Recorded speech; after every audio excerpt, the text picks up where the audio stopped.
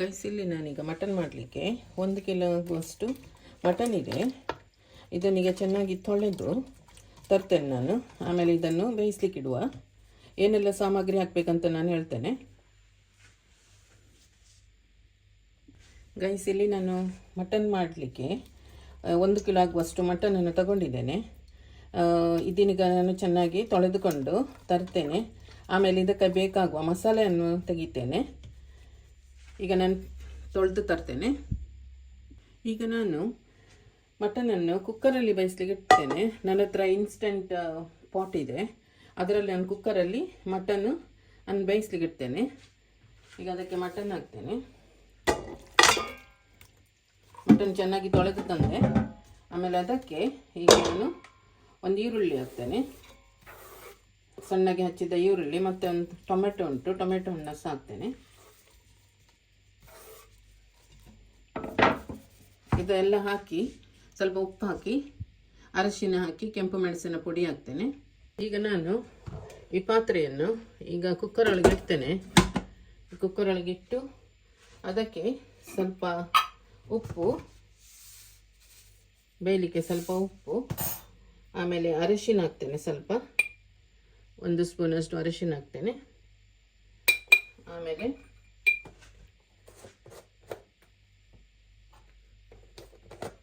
ಸ್ವಲ್ಪ ಕೆಂಪು ಮೆಣಸಿನ ಪುಡಿ ಹಾಕ್ತೇನೆ. ಜಸ್ಟ್ ಕಲರಿಗೆ ಮಾತ್ರ ಹಾಕೋದು ನಾನು. ಇದು ಸ್ವಲ್ಪ ಕಲರಿಗೆ ಹಾಕೋದು ಅಷ್ಟೇ. ಕಾಶ್ಮೀರಿ ಚಿಲ್ಲಿ ಪೌಡರ್ ಉಂಟಲ್ಲ ಅದದು.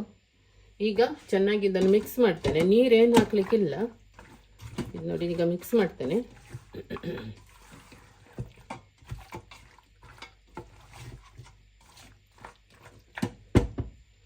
ಚೆನ್ನಾಗಿ ಕಾಣಿಸ್ತದ ನೋಡಿ.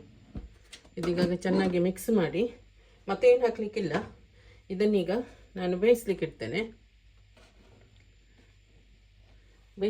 ಒಂದು 20 ನಿಮಿಷ ಬೇಯಿಸಿದ್ರೆ ಆಗ್ತದೆ. ಈ ಪಾಟಲ್ಲಿ ಬೇಗ ಆಗ್ತದೆ. ಈಗ ಮುಚ್ಚಿದ್ರೆ ಆಯಿತು. ಆಮೇಲೆ ಇದಕ್ಕೆ ವಿಸಿಲ್ ಉಂಟು. ಇಲ್ಲಿ ಕಾಣಿಸ್ತದೆ ನಿಮಗೆ. ಇಲ್ಲಿ ನೋಡಿ, ಈ ವಿಸಿಲ್ ಇದೆ ಇಲ್ಲಿ. ಈ ವಿಸಿಲನ್ನು ಸ್ವಲ್ಪ ಆ ಕಡೆ ಮಾಡಿಟ್ರೆ ಆಯಿತು. ಈಗ ಮುಚ್ಚಿದೆ ಅದು. ಈಗ ಆನ್ ಮಾಡಿದರೆ ಆಯಿತು.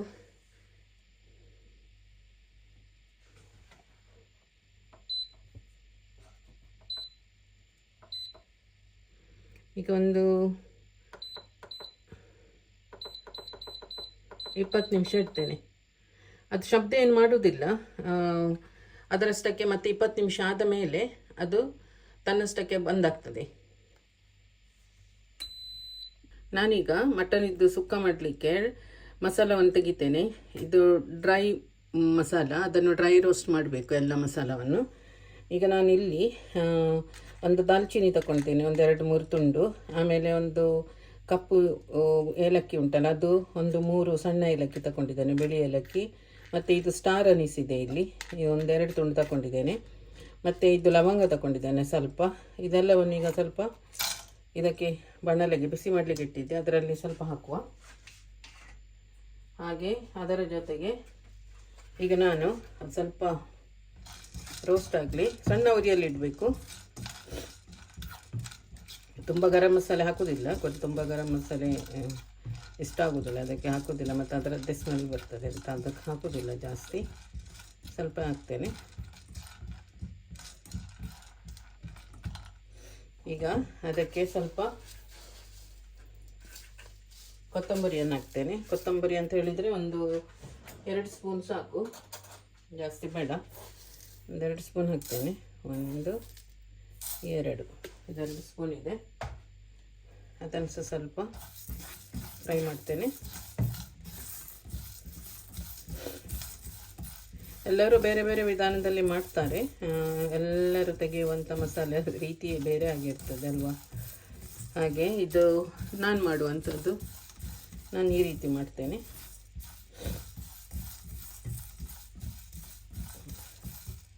ಸ್ವಲ್ಪ ಬಿಸಿಯಾಗಿದೆ. ಈಗ ಅದಕ್ಕೆ ಸ್ವಲ್ಪ ಮೆಂತ್ಯ ಹಾಕ್ತೇನೆ. ಒಂದು 1/4 ಸ್ಪೂನ್ ಮೆಂತ್ಯ ಹಾಕ್ತೇನೆ.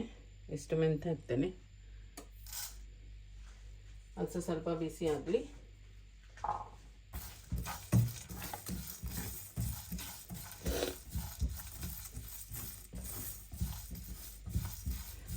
ಅದು ಸುಟ್ಟೋಗ್ಲಿಕ್ಕೆ ಬಿಡಬಾರ್ದು, ಕೈ ಆಡಿಸ್ತಾನೆ ಇರಬೇಕು.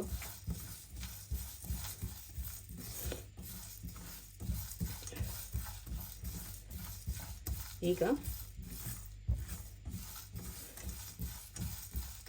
ಇದಾಗಿದೆ, ಸ್ವಲ್ಪ ಆಗಿದೆ, ಪರಿಮಳ ಬರ್ತಾ ಉಂಟು ಸ್ವಲ್ಪ. ಅದಕ್ಕೆ ಈಗ ಸ್ವಲ್ಪ ಈ ಬಡೆ ಸೋಪ್ ಹಾಕ್ತೇನೆ. ಇದರಲ್ಲಿ ಒಂದು ಅರ್ಧ ಸ್ಪೂನ್ ಉಂಟು, ಒಂದು ಬಡೆ ಸೋಪ್ ಹಾಕ್ತೇನೆ. ಹಾಗೂ ಅದು ಸ್ವಲ್ಪ ಬಿಸಿ ಆಗಲಿ. ಈಗ ಸ್ವಲ್ಪ ರೋಸ್ಟ್ ಆದ ಮೇಲೆ ಜೀರಿಗೆ ಹಾಕ್ತೇನೆ.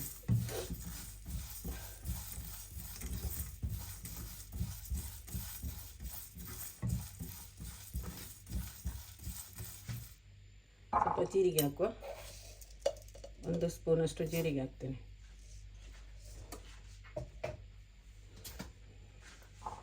ಈಗೆಲ್ಲ ಬಿಸಿಯಾಗಿ ಸ್ವಲ್ಪ, ಆಮೇಲೆ ಮೆಣಸು ಹಾಕ್ತೇನೆ. ಈಗ ನಾನು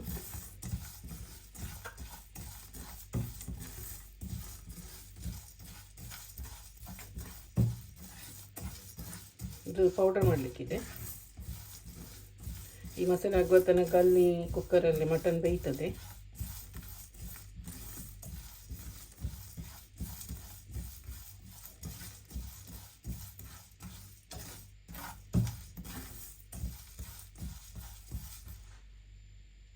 ಈಗ ಅದಕ್ಕೆ ಮೆಣಸು ಹಾಕ್ತೇನೆ.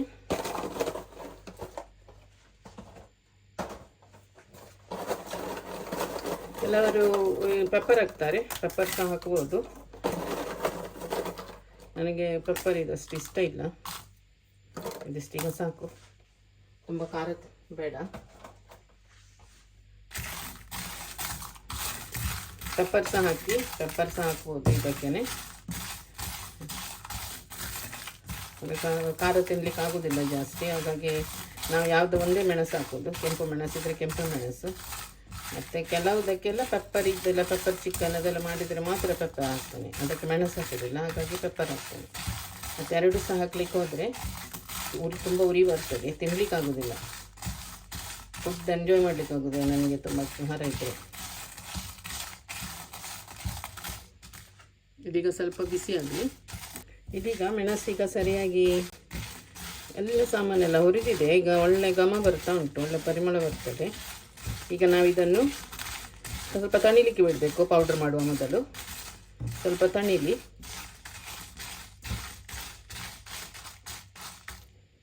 ಈಗ ನಾವು ಬೇರೆ ಪ್ರಿಪರೇಷನ್ ಮಾಡುವ, ಅದನ್ನು ಸ್ವಲ್ಪ ತಣಿಲಿ.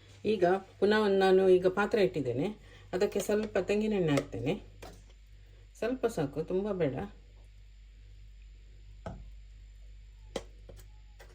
ಸ್ವಲ್ಪ ಹಾಕುವ. ಇದರಲ್ಲಿ ಈಗ ನಾನೀಗ ನೀರುಳ್ಳಿ ಹೆಚ್ಚಿಟ್ಟಿದ್ದೀನಿ ಇಲ್ಲಿ, ಅದನ್ನೀಗೆಲ್ಲ ಹಾಕಿ ಚೆನ್ನಾಗಿ ಹುರಿಬೇಕು. ಅದನ್ನು ಮತ್ತೆ ಎಲ್ಲ ಗ್ರೈಂಡ್ ಮಾಡಬೇಕು. ಅದು ನಾನು ಹೇಳ್ತೇನೆ ಮುಂದಿನ ಪ್ರೊಸೀಜರ್ ಏನಂತ. ಇದೀಗ ಇದರಲ್ಲೆಲ್ಲ ಹಾಕಿ ಇದರ ಚೆನ್ನಾಗಿ ಹುರಿಯೋಣ ಸಾಕಿದ್ದಕ್ಕೆ. ಆಮೇಲೆ ಹಾಗೆ ಅದರಲ್ಲಿ ಬೆಳ್ಳುಳ್ಳಿ ಹೆಸಳನ್ನು ಹಾಕ್ತೇನೆ ಸ್ವಲ್ಪ. ಅದರಲ್ಲಿ ಒಂದು 4 ಬೆಳ್ಳುಳ್ಳಿ ಹೆಸಳಿದೆ, 1-2 ನೀರುಳ್ಳಿ ಮತ್ತು 4-5 ಬೆಳ್ಳುಳ್ಳಿ ಹೆಸಳಿದೆ. ಇದನ್ನೀಗ ಚೆನ್ನಾಗಿ ಹುರಿದು ಇದನ್ನು ಸಹ ಸಪ್ರೇಟಾಗಿ ಇಡಬೇಕು.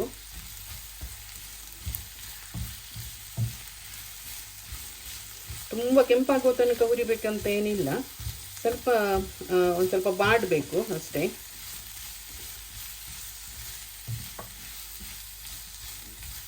ಸ್ವಲ್ಪ ಬಾಡಲಿ.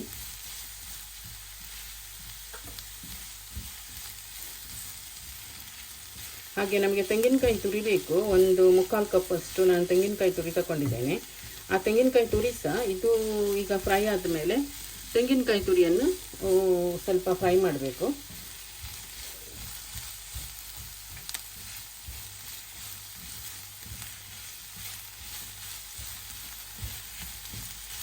ಸ್ವಲ್ಪ ಫ್ರೈ ಆಗಲಿ.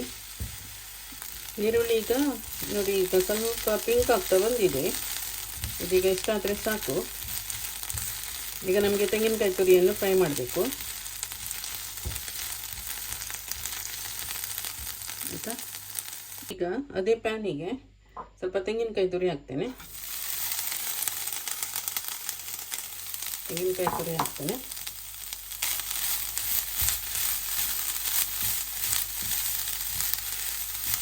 ಇದು ಫ್ರೆಶ್ ತೆಂಗಿನಕಾಯಿ ತುರಿ.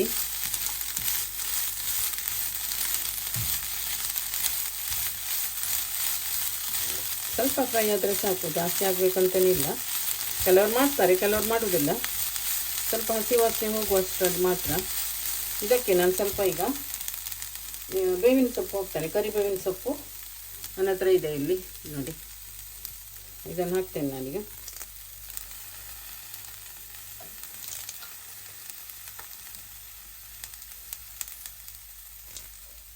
ಇಷ್ಟು ಹಾಕ್ತೇನೆ. ಇದನ್ನು ಹಾಕಿ ಸ್ವಲ್ಪ ಹುರಿಬೇಕು. ಜೊತೆಗೆ ಸ್ವಲ್ಪ ಅರಶಿನವನ್ನು ಹಾಕುವ.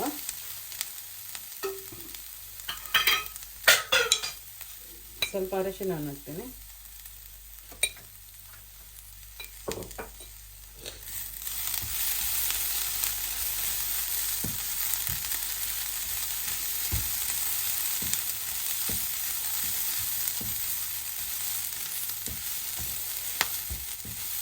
ಕರಿಬೇವಿನ ಸೊಪ್ಪು ಹಾಕಿದರೆ ಒಳ್ಳೆ ಪರಿಮಳ ಬರ್ತದೆ. ಮತ್ತು ಈಗ ನಮಗಿದು ಈ ಕೋಕೋನಟ್ ಉಂಟಲ್ಲ, ಅದನ್ನು ಸ್ವಲ್ಪ ತುಂಬ ಇದು ಮಾಡಲಿಕ್ಕಿಲ್ಲ, ಗ್ರೈಂಡ್ ಮಾಡಲಿಕ್ಕಿಲ್ಲ. ಪಲ್ಸ್ ಮೋಡಲ್ಲಿ ಸ್ವಲ್ಪ ಗ್ರೈಂಡ್ ಮಾಡಬೇಕು ಅಷ್ಟೇ, ತುಂಬ ಮಾಡಲಿಕ್ಕಿಲ್ಲ.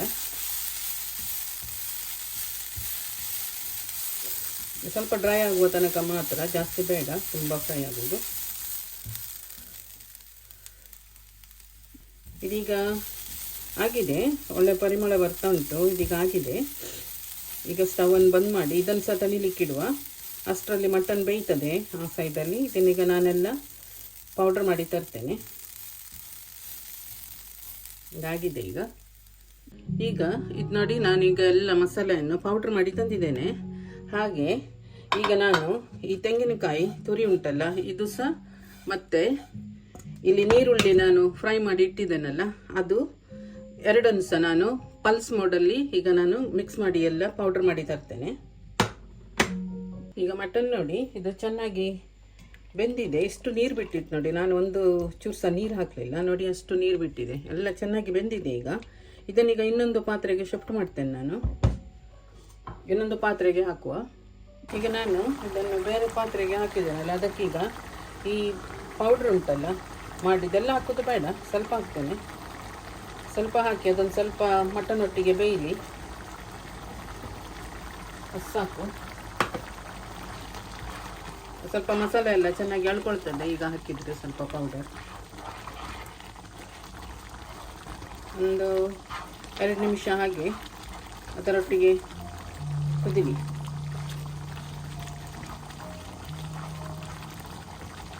ಇದೀಗ ಎಷ್ಟು ಉಂಟು ನೋಡಿ, ಈಗ ಹೀಗೆ ಆಗಿದೆ. ಸ್ವಲ್ಪ ನೀರುಂಟು, ಆ ನೀರೀಗ ಎಲ್ಲ ಕಮ್ಮಿ ಆಗ್ತದೆ. ಒಂದು 2-3 ನಿಮಿಷದಲ್ಲಿ ಕಮ್ಮಿ ಆಗ್ತದೆ. ನಿಮಗೆ ತೆಂಗಿನ ತುರಿ ಇಷ್ಟ ಇಲ್ಲದಿದ್ದರೆ ಹಾಕ್ಬೇಕಂತೇನಿಲ್ಲ ನೋಡಿ. ಇದು ಈಗ ಗ್ರೇವಿ ಆಗ್ತದೆ ನೋಡಿ, ಈಗ ದಪ್ಪ ಆಗಿದೆ ನೋಡಿ ಗ್ರೇವಿ. ಇದು ಇಷ್ಟೇ ಸಾಕಾಗ್ತದೆ, ಹಾಕ್ಬೇಕಂತೇನಿಲ್ಲ ತೆಂಗಿನ ತುರಿ ಎಲ್ಲ. ಅದನ್ನು ನಾನು ಸುಕ್ಕ ಮಾಡೋದಲ್ಲ, ಅದಕ್ಕೆ ಹಾಕ್ತೇನೆ. ಇಲ್ಲದಿದ್ದರೆ ಸೇಮ್ ಮಸಾಲ ಹಾಕಿದರೆ ಆಯಿತು. ಈಗ ನಾನು ಬಾಕಿ ಉಳಿದ ಮಸಾಲವನ್ನು ಹಾಕಿ ಮಿಕ್ಸ್ ಮಾಡ್ತೇನೆ ಒಮ್ಮೆ. ಹಾಗೆ ಅದಕ್ಕೀಗ ನೋಡಿ, ಈಗ ಇಷ್ಟು ದಪ್ಪ ಆಗಿದೆ ನೋಡಿ. ಈಗ ಪ್ಲೇನ್ ಸಹ ಇಡ್ಬೋದು, ಏನಾಗೋದಿಲ್ಲ. ಬೇಕಾದರೆ ಇದೀಗ ಸುಕ್ಕ ಮಾಡೋದಲ್ಲ, ಅದಕ್ಕೆ ನಾನೀಗ ತೆಂಗಿನಕಾಯಿ ತುರಿ ಉಂಟಲ್ಲ ಮಿಕ್ಸ್ ಮಾಡಿ ಇಟ್ಟದ್ದು, ಇದೀಗ ಇಡ್ತೇನೆ ನೋಡಿ.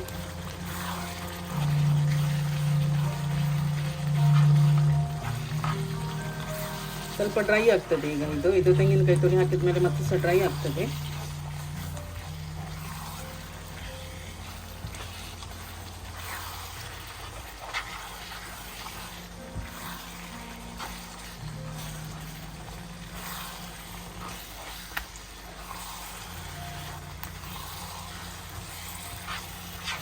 ನೋಡಿ ಈಗ ಹೀಗೆ ಆಯಿತು. ಅದೊಂದು 5 ನಿಮಿಷ ಇಟ್ಟರೆ ಮತ್ತೆ ಅಲ್ಲಿ ತೆಂಗಿನಕಾಯಿ ಸಹ ಈಗ ಹಾಕಿದ್ದು ತುರಿ ಎಲ್ಲ ಅದು ಸ್ವಲ್ಪ ಬೇಯ್ತದಲ್ಲ, ಮಸಾಲೆ ಒಟ್ಟಿಗೆ ಒಳ್ಳೆ ಎಳ್ಕೊಂಡು ಈ ಥರ ಒಳ್ಳೆಯದಾಗ್ತದೆ.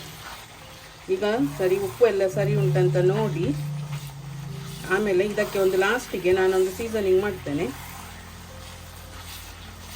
ಬೇಕಂತೇನಿಲ್ಲ, ಆದರೆ ಇದಕ್ಕೆ ಸೀಸನಿಂಗ್ ಮಾಡಲಿಲ್ಲಲ್ಲ ನಾನು ಮೊದಲು ಸಹ ಮಟನ್ ಬೇಯಿಸುವಾಗ ಏನು ಸೀಸನಿಂಗ್ ಮಾಡೋದಲ್ಲ ಬೇಯಿಸಿದ್ದು, ಹಾಗಾಗಿ ಈಗೊಂದು ಲಾಸ್ಟಿಗೊಂದು ಸೀಸನಿಗೆ ಹಾಕಿದರೆ ಇನ್ನೂ ಸ್ವಲ್ಪ ಪರಿಮಳ ಬರ್ತದೆ.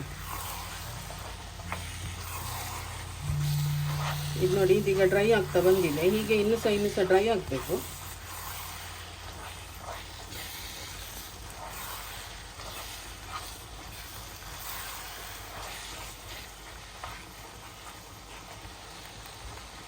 ಇನ್ನು ಸಹ ಡ್ರೈ ಆಗಬೇಕು. ಇದು ಮಟನ್ ಸುಕ್ಕ ಉಂಟಲ್ಲ, ಯಾವುದರ ಜೊತೆಗಾದರೂ ತಿನ್ಬೋದು. ನೀರು ದೋಸೆ ಅಥವಾ ಆಪಂ ಮಾಡಿದರೆ ಆಪಂ ಜೊತೆಗೆ ತಿನ್ಬೋದು. ಇಡ್ಲಿ ಅದೆಲ್ಲ ಏನು, ಚಪಾತಿ, ಪರೋಟ ಯಾವುದರಲ್ಲಿ ಸಹ ತಿನ್ಬೋದು. ಕೆಲವರು ಹೀಗೆ ಸ್ವಲ್ಪ ಗಸಿ ಗಸಿ ಬೇಕಂತೇಳಿದರೆ ಹೀಗೆ ಸ್ವಲ್ಪ ಹೀಗೆ ಸಹ ಇಡ್ಬೋದು.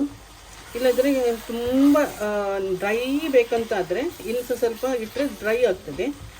ನಾನು ಜಾಸ್ತಿ ಡ್ರೈ ಮಾಡಲಿಕ್ಕೆ ಹೋಗೋದಿಲ್ಲ, ನಾನು ಇಷ್ಟೇ ಇಡ್ತೇನೆ.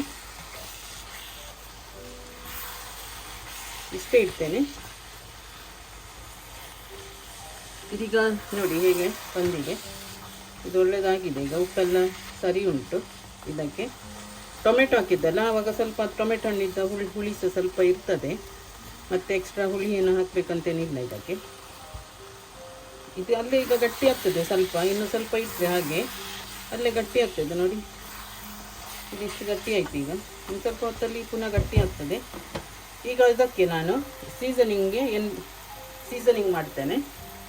ಈಗ ನಾನು ಸೀಸನಿಂಗ್ಗೆ ಸ್ವಲ್ಪ ತುಪ್ಪ ಹಾಕ್ತೇನೆ. ತುಪ್ಪದ ಸೀಸನಿಂಗ್ ಕೊಡ್ತೇನೆ, ಒಳ್ಳೆ ಟೇಸ್ಟ್ ಆಗ್ತದೆ. ತುಪ್ಪ ಹಾಕಿದ್ದೇನೆ, 1-2 ಸ್ಪೂನು.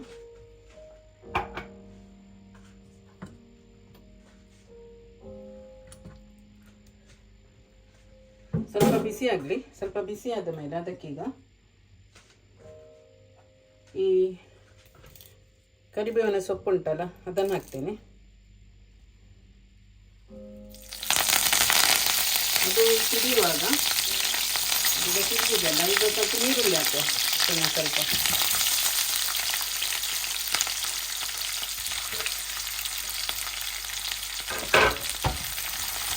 ಈ ಈರುಳ್ಳಿ ಈಗ ಒಂದು ಸ್ವಲ್ಪ ಬ್ರೌನ್ ಆಗಬೇಕು. ಈಗ ನೀರುಳ್ಳಿ ಎಲ್ಲ ಸ್ವಲ್ಪ ಚೆಂದ ಮಾಡಿ ಫ್ರೈ ಮಾಡುವ.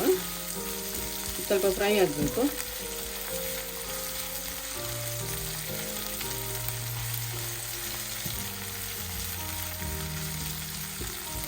ಸ್ವಲ್ಪ ಫ್ರೈ ಆದಮೇಲೆ ಇದಕ್ಕೆ ನಾನು ಸ್ವಲ್ಪ ಕಸೂರಿ ಮೇಥಿಯನ್ನು ಆ್ಯಡ್ ಮಾಡ್ತೇನೆ. ಅದು ಸಹ ಸ್ವಲ್ಪ ಫ್ರೈ ಮಾಡ್ತೇನೆ ಹಾಕುವ ಮೊದಲು. ಆವಾಗ ಒಳ್ಳೆ ಪರಿಮಳ ಬರ್ತದೆ ಮಟನಿಗೆ. ಈಗ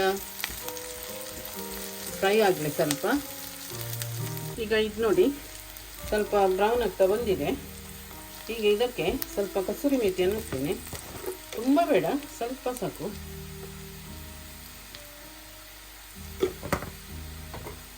ಹಾಕಿದೆ.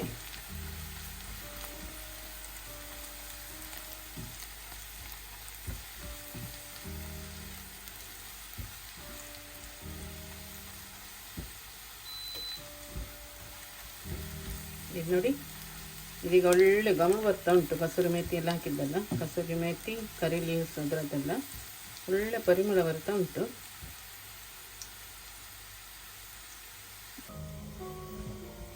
ಈಗ ನಾನು ಇದನ್ನು ಈ ಸೀಸನಿಂಗನ್ನು ಇದರಲ್ಲಿ ಹಾಕ್ತೇನೆ.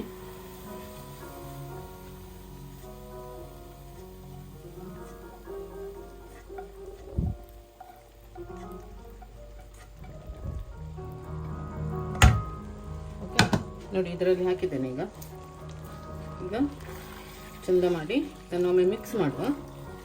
ಆಮೇಲೆ ನಮ್ಮ ಸುಕ್ಕ ಈಗ ರೆಡಿಯಾಗಿದೆ ನೋಡಿ. ಇದು ನಾನು ಮಾಡುವ ವಿಧಾನ. ಬೇರೆಯವರು ಬೇರೆ ಬೇರೆ ಥರ ಮಾಡ್ಬೋದು, ಆದರೆ ಎಲ್ಲರೂ ಮಾಡುವ ರೀತಿ ಬೇರೆ ಇರ್ತದಲ್ಲ. ಮಸಾಲೆ ಎಲ್ಲ ಬೇರೆ ಬೇರೆ ಇರ್ತದೆ ನೋಡಿ. ಇದೀಗ ರೆಡಿಯಾಗಿದೆ.